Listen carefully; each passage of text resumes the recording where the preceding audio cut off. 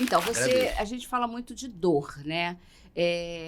A sua experiência em relação aos pacientes chegam com algum problema e depois chega na dor, como é que você chega nessa questão? O que é dor para É você? Como é interessante, que né? funciona? Hoje o consultório acaba um paciente indo porque ele já tem dor, né?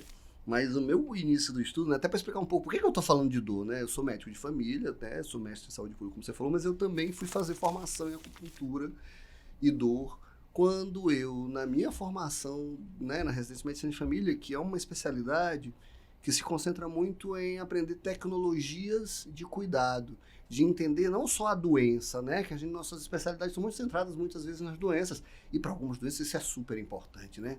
Se o cara vai operar minha cabeça, eu quero que ele saiba muito fazer aquilo. Não me interessa nem se ele sabe andar de carro. Eu quero que ele saiba muito operar a minha cabeça, né? Mas para outras patologias, eu não preciso entender só da doença, eu preciso entender do contexto em que o paciente está, eu preciso entender da dinâmica que está produzindo aquele adoecimento, né? Por isso a medicina de família traz esse pensamento mais complexo sobre... Só que a minha formação naquela época, né, ainda era completamente centrado em aprender sobre as doenças. E aí, a segunda queixa mais importante que chegava no consultório era a dor. Todo mundo chegava porque tinha diabetes, mas tinha dor. Porque tinha demência, mas tinha dor.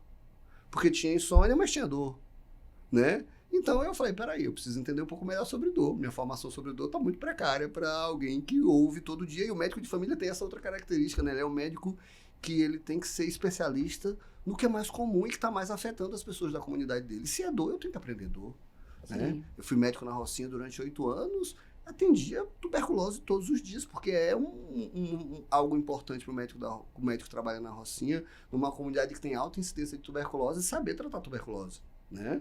Mas em outros países, por exemplo, o médico de família não sabe tratar tuberculose, porque tuberculose não é uma doença comum lá, né?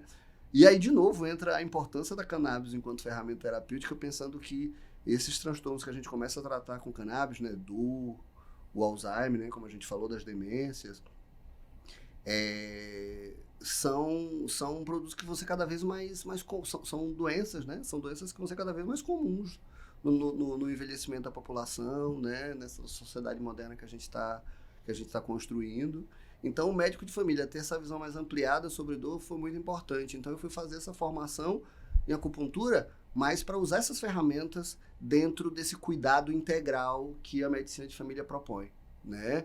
Com foco na coordenação do cuidado, diminuindo inclusive o dano que a prática médica, né? Existe um conceito que a medicina de família trabalha muito, que é a prevenção quaternária também. O que é a prevenção quaternária, né? Hoje a gente sabe que a própria prática em saúde, a prática médica, as intervenções que a gente faz nas pessoas são uma causa importante de adoecimento e morte no mundo, né?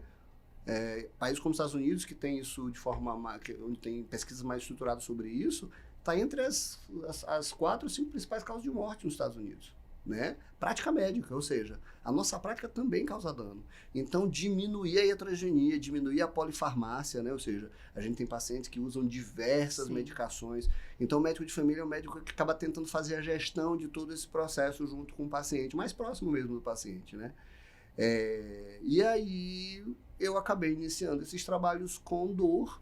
E trabalhando com dor, como quem tem fome tem pressa, né? Como diria o Betinho. Quem tem dor né? tem Quem pressa. tem dor tem pressa. Rapidamente os pacientes começaram a me perguntar sobre, e a cannabis, doutor?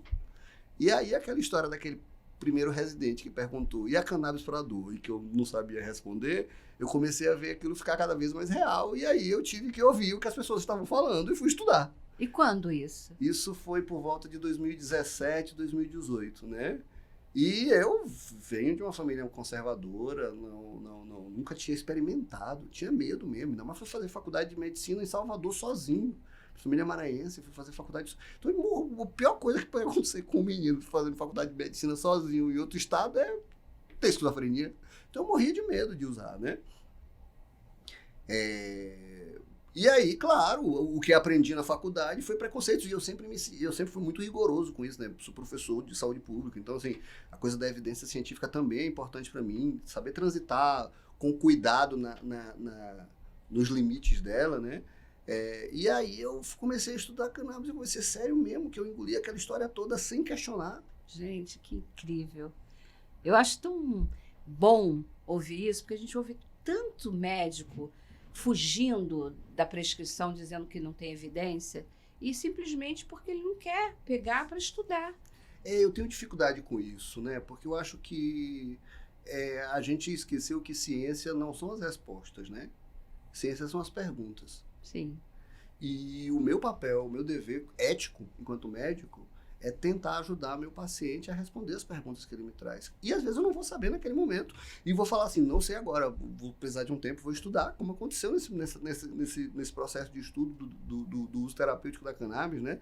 Por trabalhar com dor, rapidamente eu tive que aprender a trabalhar com THC. Não foi porque eu quis, não. Eu morria de medo de prescrever THC. Mas eu prescrevia CBD isolado lá em 2017, 2018 para os pacientes, e parecia água. E ao mesmo tempo eu vi estudos que falavam que a cannabis funcionava. Como assim? Por que não funciona com o meu paciente? Mas as evidências ainda estão mostrando que ainda não é bem claro, a gente tem muito poucos estudos, a evidência é um olhar, eu brinco, é um olhar pelo retrovisor, né? A gente vai ter que tratar mais gente para ter noção dessa evidência, mas o que eu tenho clareza é que quando a gente fala de uso individual, né, de melhoria individual, né, não necessariamente isso vai estar expresso nos estudos, né? E quando eu falo, por exemplo, de melhoria de um sintoma como dor, se eu te dei água e você melhorou dor, eu não vou dizer que isso é placebo.